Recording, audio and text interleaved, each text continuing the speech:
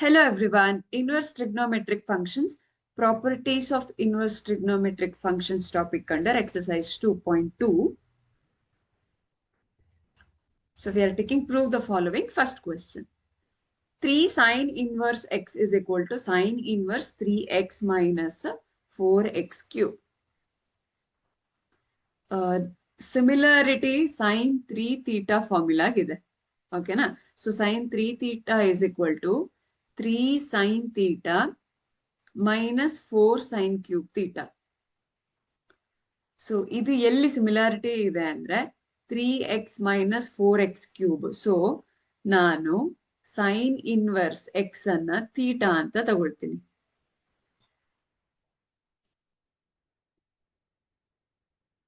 Theta ಅಂತ ತಗೊಂಡ್ರೆ sine theta is equal to x ಅಂತ ಆಗೋಗ್ಬಿಡತ್ತೆ.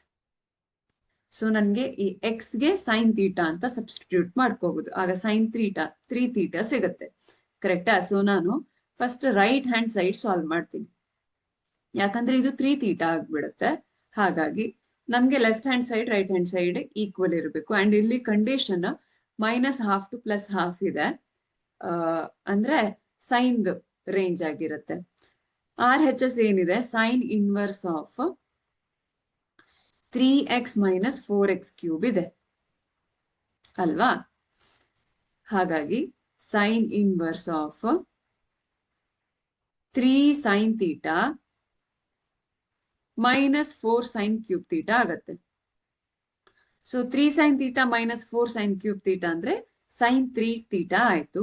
So sin inverse of sin 3 theta ಆಗತ್ತೆ.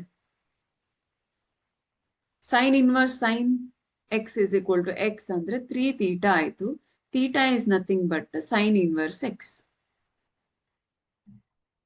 ಹಾಗಾಗಿ ಇದು ಲೆಫ್ಟ್ ಹ್ಯಾಂಡ್ ಸೈಡಿಗೆ ಈಕ್ವಲ್ ಆಯ್ತು.